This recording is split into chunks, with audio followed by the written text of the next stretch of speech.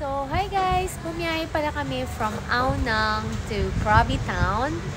Kasi nga, parang ang boring magstay lang sa Aonang. So, pumunta kami dito guys. Grabe, 30 minutes yung, yung biyahe. Motorbike. Tapos, alam mo kung ano yung gusto kong bilhin dito? Mangga. Kasi wala nga kaming makita sa may Aonang. Tingnan nyo naman dami ko nabili. Oh. Ayan. Isa. Tapos, dalawa. Ayan. Tatlo.